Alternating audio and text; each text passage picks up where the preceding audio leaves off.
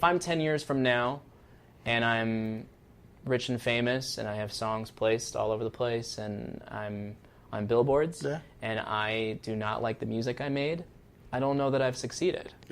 But if I'm making great music and writing great songs that feel like I'm expressing what the inner child that started doing this, then I'm succeeding.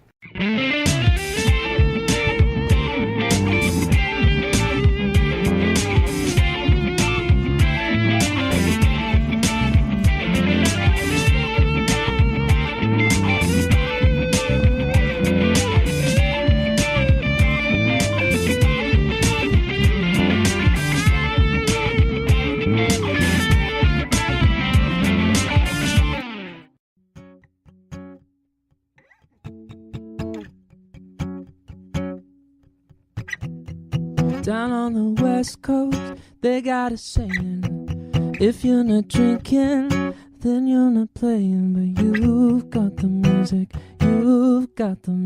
in you, don't you? Down on the West Coast, I got this feeling like it all could happen. That's why I'm leaving you for the moment, girl, yeah, you're flying high at the show. I'm feeling hot to the touch. You say you'll miss me the most. I say I'll miss you so much. Something gets me really quiet. I'm alive, I'm a rush. Your love, your love, your love.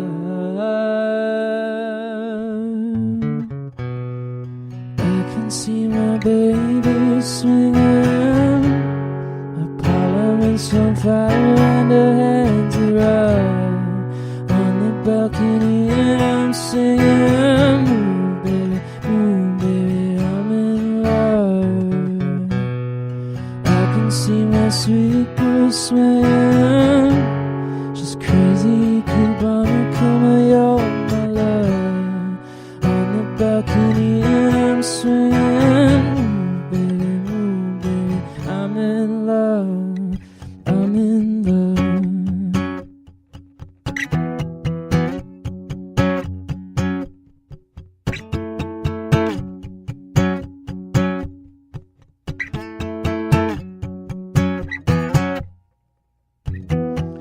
Down on the West Coast, they got their icons. They're silver starlets, the queens of Saigon. But you've got the music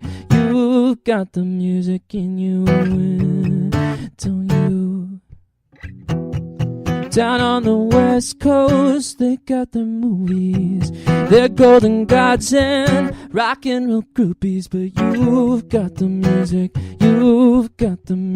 in you, don't you? You push me hard, I pull away. I'm feeling harder than fire. I guess that no one ever really made me feel like I'm a child. Did they say you're Korean? Girl, it's you I desire. Your love, your love, your love. I can see my baby swinging. The parliament's on fire and her hands are up. On the balcony and I'm singing, move baby, I'm in love. I can see my sweet girl swaying. She's crazy, Cubana, come on, you're my love. On the balcony and I'm singing, move baby, I'm in love. I can see my sweet girl swaying. She's crazy, Cubana, come on, you're my love. On the balcony and I'm singing, baby, move. I'm in love, I'm in love, I'm in love. Awesome job, brother. Awesome job, man. Thanks, Tino. This is The Changing Stage on Intertalk Media. Connect to all things music. My name is Florentino Buenaventura. I'm the CEO of the network as well as the host of The Changing Stage. I'm here with Jared Swanson, a good friend. from the band Abbot Kinney, and he's down here doing some solo stuff, blessing our fun city of San Diego. You are from San Francisco, I am. My old neck of the woods, Northern California. Well, I'm actually originally from Los Angeles, but now, now that's San Francisco is my home for 5 years now. And you were just in Los Angeles at the ASCAP kind of connection. What was it? What's it called again? The ASCAP Expo. There we go. Yeah. It was not that complicated, right, guys? You got it. So, first try. You got it. You know, the changing stage is kind of morphing into this new dynamic. Before, when you were around, well, let's kind of backtrack a little bit. We met through an organization called Balanced Breakfast. And you came down here to help us form San Diego's Balanced Breakfast, which serendipitously is happening tomorrow, 11 o'clock at Better Buzz over in PB. Oh, cool. So that'll be happening at 11 o'clock in the morning. So if you guys didn't get the invites, or if you haven't got a chance to peep it out on EnterTalk Media's page or my personal page, make sure you go there. Go just type that in, Balanced Breakfast San Diego. What that is it's a networking group, and that's how we met, right? Yeah. So there was this desire in San Francisco to create more industry and community in the music space, because Los Angeles and New York is so known for being hubs for music. Yep. And I think there were a lot of musicians who were getting tired of losing bandmates and losing great bands to Los Angeles. And so a couple of people got together. Stefan Aronson. I always want to call him Stefan. I don't know why. Well, he may go by that. I've always called him Stefan. Potato. But Andy Freeman, Piper Payne. Piper Payne invited me, and great master. She's a massive pillar of the music community and the president currently of the SF chapter of the Recording Academy. So she invited me. I think within 2 days of me moving to San Francisco, there was maybe the third meeting of Balanced Breakfast. And it was like 5 people. Yeah, I was going to say it was like 5 people. Yeah, and there were some pretty grand dreams that, coming from Los Angeles, having been a little bit wanting to move away from some of that flash of LA, I was like, these people are talking a big game, having come from this big industry city. Even I thought I knew what it was. Yeah, but then from LA, all the networking things were in the evening time. And what ends up happening is everyone gets up and poses, right? They're all wearing their rock star garb. In LA? Yeah, well, at least it used to be when I was living in LA. But now, I think it was like that in San Francisco, because that's why they created it, Balanced Breakfast. It was going to be in the morning, so that you just dragged yourself up, you barely combed your hair, you got your coffee, or you got your energy drink or whatever, and you're just dragging yourself to kind of get together. I think the idea, some people respond to it like, why are we doing this at 8 in the morning where musicians will be playing at night? Why would we get up early? But I think the point of view was, if you're not happy with where your career is at,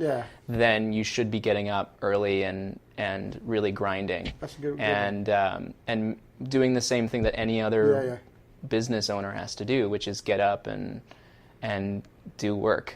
Now, that's an interesting subject, because that's what we're going to talk about today. Oh, cool. Balanced Breakfast being a huge part of that. They're now multi-city, multi-state. It was like only a handful. International. International. So it's become huge. I don't remember how many cities, but we have 2 here locally in the San Diego slight Riverside area. So there's the Temecula chapter. Shout out to Steve Phelps and Kat and all those folks up there, Tim Moyer. Our chapter here, where we actually brought down Mindy Levine, she came from up north, and she's actually here, and she's going to speaking tomorrow, and I think she's going to help us kind of reform, because we took like a 2-year break. So this will be fun. It'll be fun to get that going. But it's all about the dynamic of this industry. Yeah, well, and I remember coming down when Barbara Leung, who's the LA chapter lead, put us in touch, and felt like I might have some ideas, having seen so many and helped kind of grow the Bay Area. It was a lot of people there, because it feels like there's a a lot of people in the music industry who are really looking for that community and looking for. I mean, I just went to ASCAP Expo, and that was probably there was a lot of things I took away from that. One of the things I took away from that was the feeling of togetherness and not feeling so alone when you commune with a lot of people who are working really hard. Exactly. In this industry right now, to this day, when I first started in the industry, really communitized geographically in the same area. Communities now are built online, and sometimes you never meet these people locally. And as cool as it is to do it online, it really makes a difference when you can be in the same geographical space, sharing that energy, talking about the good, the bad, the ugly of the way the business is. So, that's a big kudos to. Yeah, and whether you're a music professional like you, or me and my band, or their bands, you're often in a corner, writing or creating or making music editing on your computer, doing editing constantly, and that can be super isolating. So to kind of go to the well, and get with other people, and get some. So energy kind of with going. that said, we also want to talk about your band, Abbot Kinney, and here are a couple of the CDs that you guys have out. So tell us a bit about these CDs, and then we're going to talk a little bit about how you communitizing and how you working and networking, because that's how we're able to get you down here is this whole connection piece. So tell us about the CDs. Well, the black one there, which is this one here, it's like a digipack style CDs. Who has CDs anymore? I know, right? Well, I was told by somebody that these are still really a good calling card. Yes. Because as nice as an easy and simple as the MP3 or any portable digital version of it is, there's a tactile piece. I mean, I've been holding on to these since we started before we started the interview. It's like, I got something. That's an MP3 to me. You can touch it. So it's you can keep it forever. There's some marketing value to these. We're going to talk a bit about Use it as a coaster when you get Spotify finally. Frisbee, throw it at Paul. Frisbee. Wake him up. You hit the switch. Sorry, guys. But no, I mean, radio still uses CDs. A lot of radio does, and it's still the way I like to ingest full albums if I'm driving. And if you, especially in LA and San Diego, I mean, your car is like. Well, I know that you ingest music all the time. We did an event with Mike Holleran from 98.9. And they're really doing a big push for local folks, and they did not want. They wanted CDs. They wanted CDs, packaged CDs, so that they can use for their radio network. We get them often, so I'd say that. But anyway, this album, I made this a long time ago. I made this in 2010. Oh, okay. And it's a full length, and I spent 2.5 years on it because it was my first album, and I didn't want to put anything out there that years later I would be ashamed of. So I spent a lot of time on it. And, I mean, there were songs where I had 3 or 4 versions, Pro Tools versions, that I was cycling through. And, no, I don't want acoustic in it. No, I need to turn it up 3 BPM or whatever it was. Like, it was just a constant Was it hard to movement. Finally say, all right, no more? This is it. We're going to put it on? It was hard. Well, I don't know. I mean, I spent my time. So I think by the time we got there, it was like, you were ready. Let's put this thing out. I was proud of it. And now I listen back, and I'm sure there's a couple things here and there where. Well, there's always those. But I think it was the right move for me on the first album to not treat it like a quick demo. Well, it's like listening to that one song that you loved back in the day, and you listen to it now and go, how can I even have been into that at all? Yeah. So sometimes you just change. But you know taste. how it is. It's like maybe half this album, I'll be like, and then. The other half, I'm like, maybe I could have. How about this one right here? Put some more time into it. I don't know, but I still love this album very much. It's dear to me. And then this one. And none of you guys can have these. These are mine. Just so you know. Yeah. You got to go get your own. Well, we're almost out of these. Are you? There's only like 9 or something left of these. Wow. Yeah, and then this one, we put out. I put this out 2 years ago. Okay. 2016. It's like almost exactly 2 years.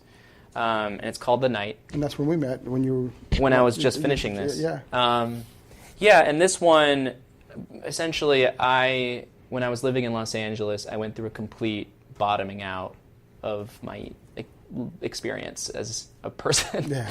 I don't know how else to say that. My identity like got flattened, and I think it was just a sense of not being honest or authentic with myself. Were you really pushing to try to get the big success versus just being yourself within the music? 100%. And that's interesting because in this I definitely put artistry into it and worked a long time, but along the way of trying to get it out there and also kind of the realities just of being an entertainer is it takes a lot of work and a lot of grinding. And I think I just reached this point where I was constantly, not to be a downer, I was just constantly judging myself based on other people's lives and success. And but I think that hits everybody at some point once you start approaching past your mid-20s, going into 30s, you start going, oh, my buddy, he just graduated from college, he got a degree, he's working at this place and he's making good money. I'm here struggling with my music. And you're serving famous people their coffees. It's spilling it on Hugh Jackman and being like, oh God, what am I doing here? No, but did that really happen? Something like that happened. Okay. I don't want to say who it was. But anyway, the point is that like I just experienced this kind of thing where I was only here to try and make it. And that's just not how I identify authentically as an artist. And I think that's one of the things I like about this. I don't know, it's kind of weird, this new form of the music industry. And it really changed around, I'd say probably started kicking into the change, maybe 2014, 15, because up until that point, it was gradual, but then all of a sudden it changed overnight. About that time when this happened. Maybe even with the political climate change. That definitely partially, kind of kicked in. What feels really good to me right now is, for years it felt like I was kind of crazy, like I was identifying as a person of color, and in this industry too. I think I felt like speaking my mind about how things felt different. You may have, I don't know if you've experienced this, but how you feel different in different interactions. People would be like, well, maybe it's you. Maybe it's something that you're doing. So always questioning my own perspective. Yeah. And I think in the last couple of years that conversation is pivoting, and now I'm starting to feel like, oh wait, I've always had a real perspective worth hearing and worth acknowledging. And I know that in this political climate, the drive is to kind of speak up and kind of make speeches, and that's not really who I am. I think more than anything, I want to kind of come out of the shadows. If that last EP that came out 2 years ago was about refinding myself and rediscovering my foundation and my home. And that was during the time where everything seemed fine during Obama, and I was still feeling kind of like this reality doesn't really make sense with what I'm perceiving. And so I had to find my own. You had to find that foundation of that own grounding. And I think that is a tale I think that's happened for all artists. The biggest difference now that I think, kind of going back to the transition of it, is you hit the nail on the head earlier. There's the isolation, because you're doing. I know a lot of artists that all they do is interact with their computer, their webcam, and their circular lighting, so that they have the right lights. Instagram. Well, just in general, like YouTube stars and these folks, they're really not, out in the community. Not every one of them, but a number of them are just, interacting with themselves and a screen, and then they get, comments, likes, questions through this computer. So it's really not a person you're interacting with. In some ways, it's a machine. Although there are people that are responding, and there are a lot of them sometimes for some of these people. So it really can be confusing for people that their success is tied to these likes or tied to these validation of engagement, and that's important. But there's a bit of a loss of I think, human experience and well, the reason we're doing it, the reason I'm doing it is to connect. Exactly. Is ultimately to connect. And that's why you're on tour and doing these different things. Well, and to learn how to do it better, and to if that album was about reconnecting and grounding, now it's about stepping out into the light and going shoulder to shoulder with everyone and being a part of the conversation. I want to listen a lot. Yeah, The Me Too movement is so important. I don't want to be making all the speeches. I'm here to add my voice to the conversation. And I don't feel afraid of doing that anymore. I feel okay with doing that and empowered to do so. Well, and with that kind of said, give us a little bit of what that sounds like. I want you to pick up the guitar, play some more music. Yeah. We want to add some music in here to go along with this. Okay. Kind of dialogue connection that we've got going on. So. Well, I prepared the next 2 songs. One was from the first album, and one was from the second album that came out 2 years ago. So I can do here. I'll do one from the first album. Let's do that. Okay.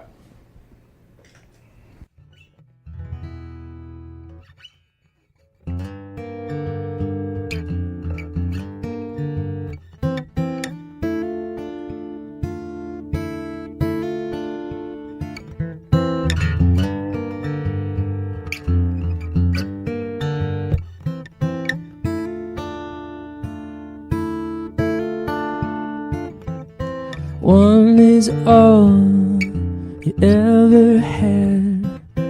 One is all you ever needed. I was the one who attacked.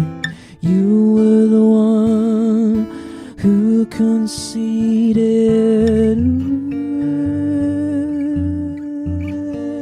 Nobody does it quite like you, darling, you.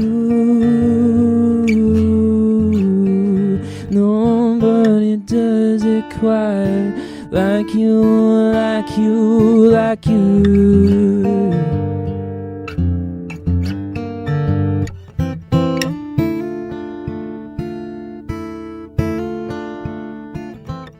Before I could talk, I was no one's son. Before I could walk, I swore off my tears. I never thought you would be the one to bring back all my fears. Nobody does it quite like you, darling, you. Nobody does it quite like you, like you, like you. Well, I can't believe it. No one is helping my love, my love. No sirens are screaming, no one can stop me. How come? How come?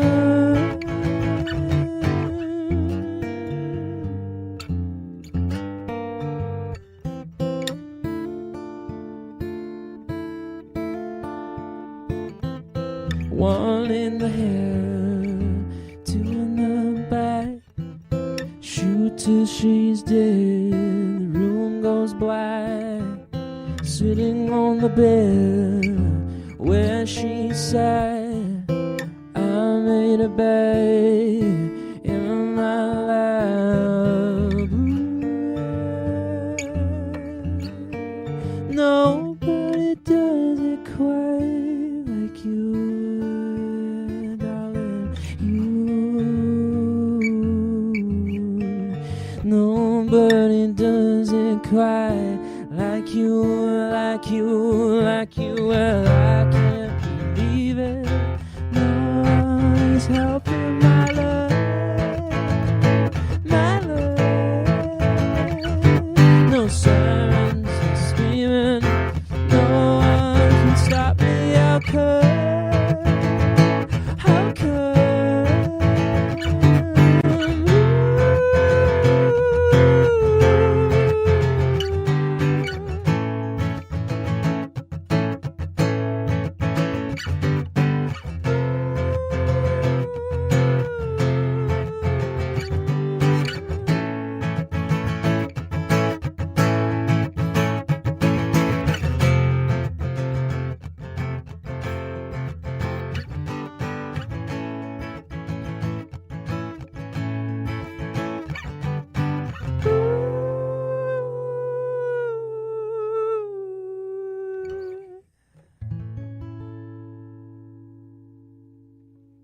Jared Swanson. Woo! Abbot Kinney. Great tune. What was the name of the tune again? That's called One Is All You Need. One Is All You Need. Yeah. And, I think a lot of the sentiments that you were talking about really came out of the music with, what you were going through. To me, it just said you wanted to connect. Yeah, oh yeah. That's kind of, and that's what I think this industry really needs. I don't know. Let's kind of tackle it from the 100-foot level. Let's get into it. What is this? What do you've traveled a lot. You've been a leader with Balanced Breakfast. You really, you've also understand the need for rich media and marketing because you do that when you're not performing. What is this industry like now for you? What do you see from a very broad level, the direction that we're going, and how does that apply right now, going back to your own personal project? Yeah, well, I think we were just on that conversation. That was even the next kind of... That was the next topic. Yeah, that the music has completely shifted, in my opinion. Yeah. And this was probably the biggest thing I took away from ASCAP Expo. It's good we caught you after that, because there's a lot of great information from so there. many thoughts going through my brain. I tried to meditate today, and Do you just like all the stuff from ASCAP was like swirling in my mind. I want to go back to that thought, but speaking of ASCAP, and that's Performance Rights Society folks. So they're the guys that go out and try to wrangle in all the money for the songwriters, film, and TV, radio, all that stuff. Yeah. So live performances. It's such a different dynamic, like you mentioned. Now, do they get it? Do you think they're on top of it at this particular point, or they're still ASCAP? Yeah, ASCAP. Like that. Well, yeah. I mean, what I was going to say is the thing that I've been feeling, and what we've been talking about with the connection. It's really permeating popular culture. This sense that no one wants to be dictated a trend anymore, which is a wonderful thing. That is definitely. That right now, being fresh and authentic and coming up with something new is, I think, is where it's at right now.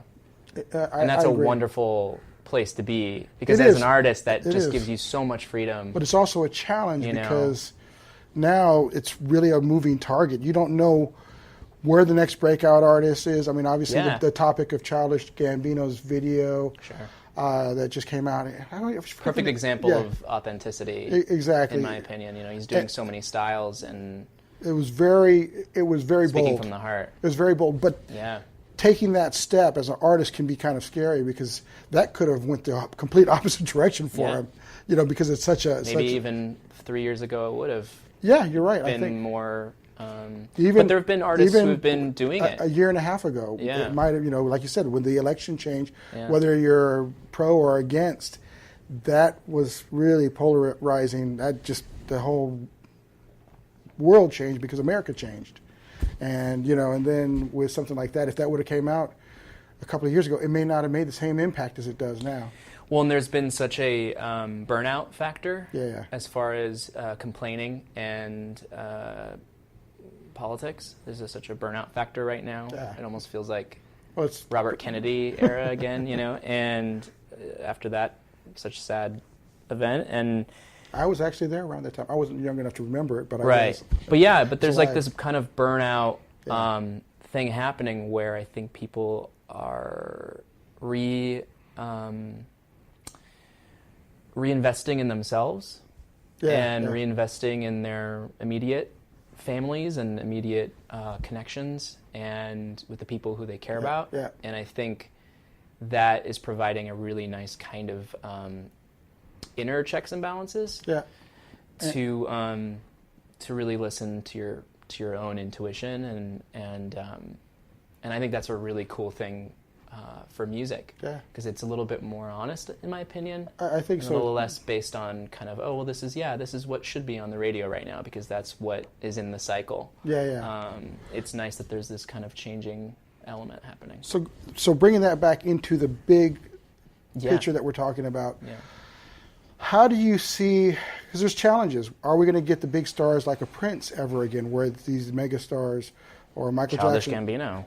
I mean, he's exploding right now. He is. Well, we'll see. He's retiring too, so we'll see if he's retiring. Well, that's what he announced at one point. This was going to be his last album. Wow. But you know how that goes. But my point being is, that type of dynamic where it was, completely over the top big. Okay. I mean, these. I mean, Prince is a wonderful example of someone who did his own thing. He did. And. But it was somewhat, I would say that back in the day, he used the system back in the day to understand the sensationalism. Some of that stuff was authentic, but I was a big fan when he first started out. The first album For You, but when he jumped into Dirty Mind, it was just when that whole non-radio friendly version of Prince came out, I was totally into that. But part of that was architected by him. There was an intent to shock and awe. Well, that's a big part of it, though. I'm not, I'm not wearing my show-ready clothing at home recording. Yeah. But whereas actually he did. He did at home. Recording. From what I heard, people who know him, he was always ready to go. He was always, there was a story where he was sitting around with this glorious bathrobe that was purpley or whatever. Yeah. Somebody had walked in on him doing some stuff. It was from a previous show, but it was real. He was like sitting there in this, what you would think the kind of bathrobe Prince would wear. Sure. So they had that personality. Well, and that's like in when he was along, right? He was along on his stardom yet, or was this early? No, this was later on. This was later on. Yeah. This was probably in the early mid-2000s. I mean, I wonder how much, popularity plays into that. It's like becoming a bit of the persona. Yeah. But going back to that piece. But I mean, is for Prince, clearly that was a part of him. I mean, that was, if he's at home wearing a purple robe, maybe he felt the most comfortable that way. I don't know. You'll have to listen to the Robin DiMaggio story, folks, if you really want to hear this, on Jackie's Groove, because I'm not going to name it on this show. It was a little graphic, but it was real. It happened. So, but they'll hear more about the bathrobe that I mentioned and the episode that came about because of all that stuff. But anyway, the industry is kind of. There isn't any clear direction, so it's this, almost kind of nebulous. You can make this happen because it's you. You can make this happen because that's that other person. There really isn't any one direction. Before, you used to know that you make a demo tape. You find enough money to make a good demo tape. You go out and meet a bunch of people at networking events. Mm-hmm. You hopefully meet somebody who knows somebody that knows an A&R person over at a major label. Mm-hmm. You get that, that recording to them, and you hope that they like it and want to support you. You build a fan base along that line. And, there was pretty much that was the direction you go. Now you could be a YouTube star. You could be somebody that's, just touring. I think that's still true, though, to some extent. I mean, you can be discovered. You can be a needle in the haystack, for sure. Really? Still.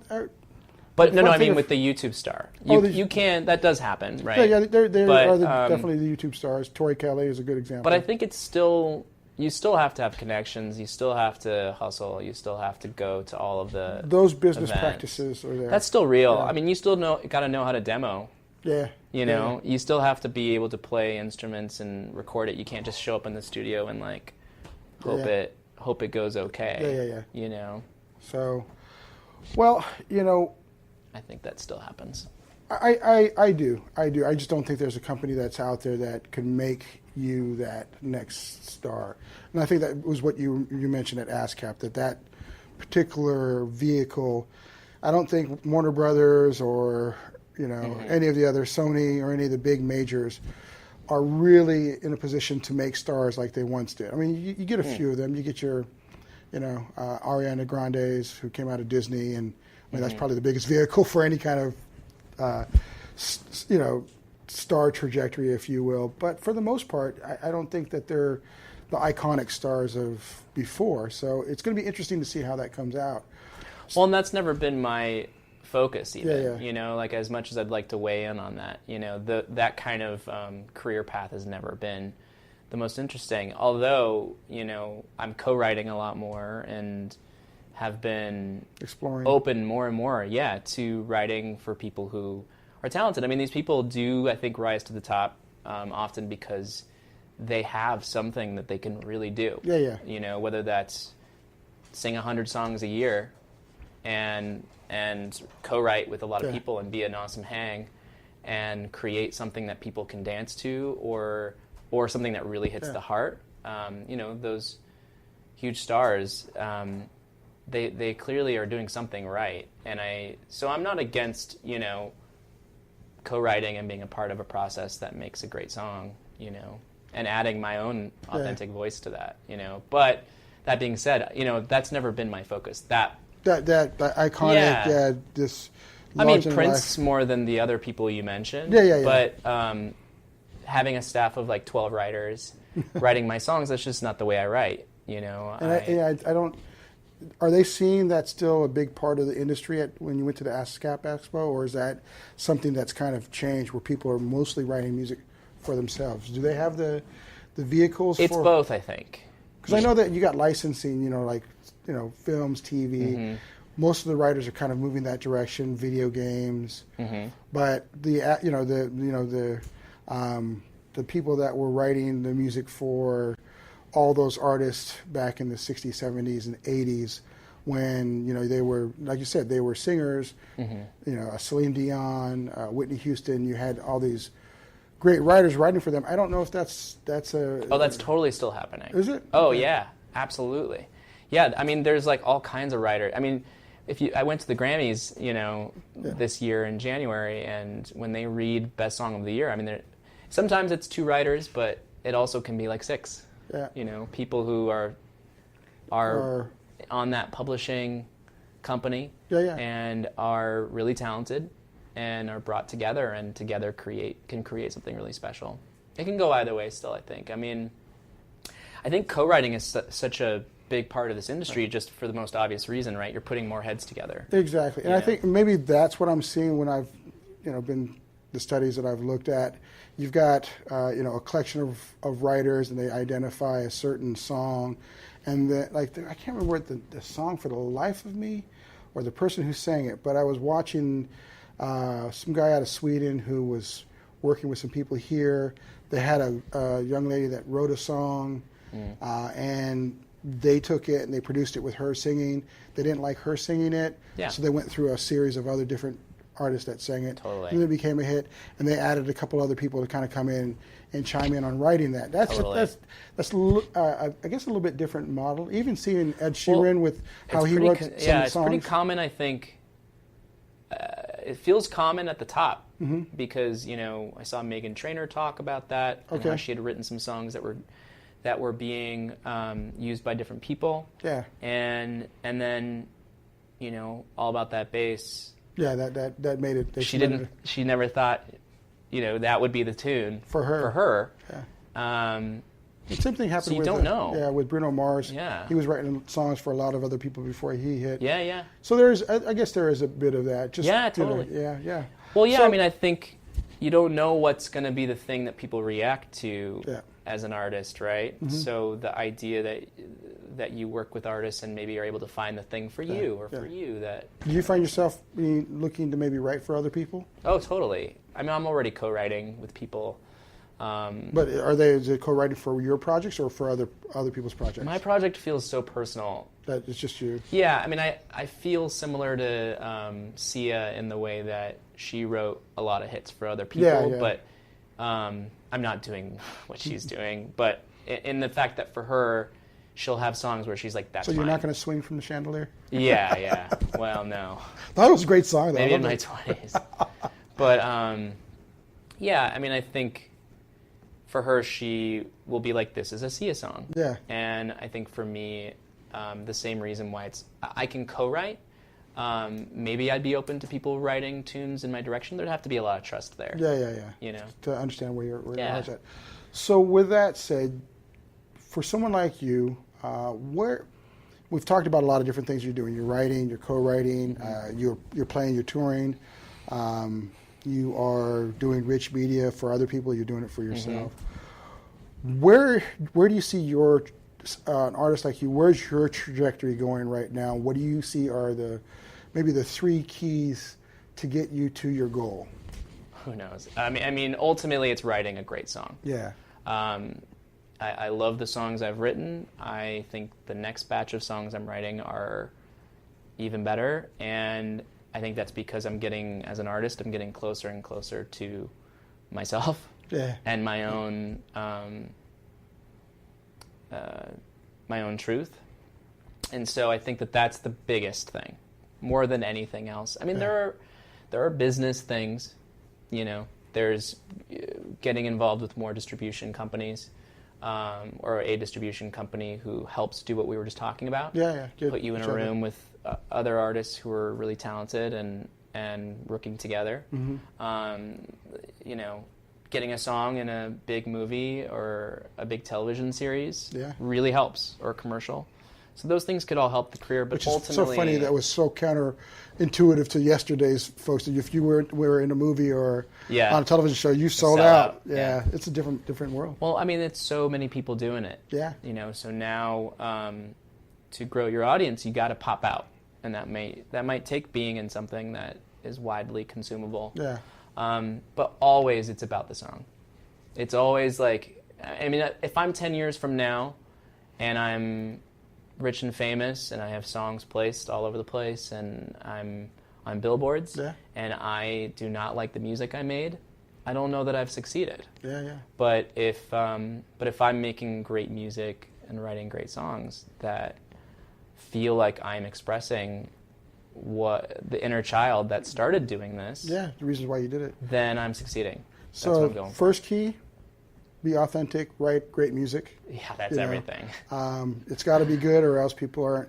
Nowadays, really, it's really, people aren't going to. It won't resonate with people. Number 2, I'm going to throw that out there because I've known you. And this is how we connected: is networking, making sure that you are connecting. Real connections. Yeah. Balanced Breakfast, folks. Make sure you go tomorrow, 11 o'clock. Better Buzz, PB. So there was that.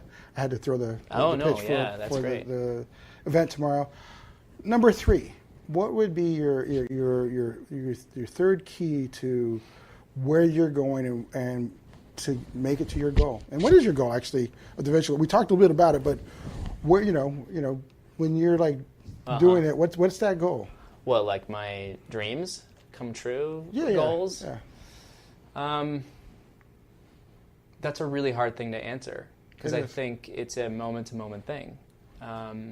Some days I want to be in Europe and traveling the world and sharing my music, and sometimes I want to be holed up in a studio and making music. And I think ultimately it's my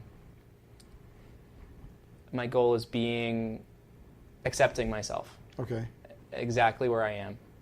And that means as much as possible, whatever room I'm in, I really want to be there.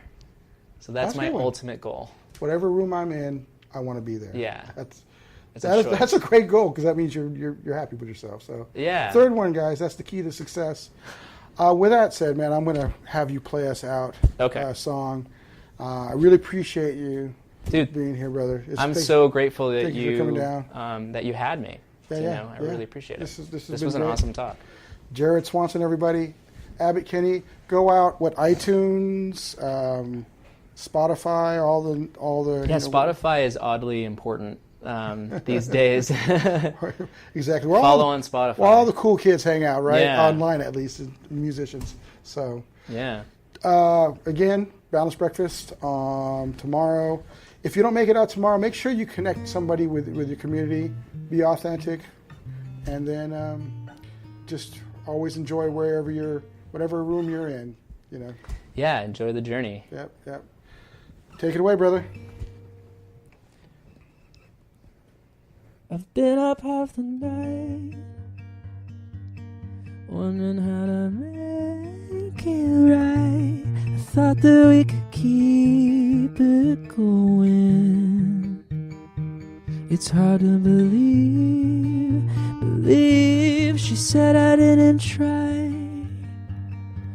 I really don't need a guy calling me at 3 in the morning when he wants to see me.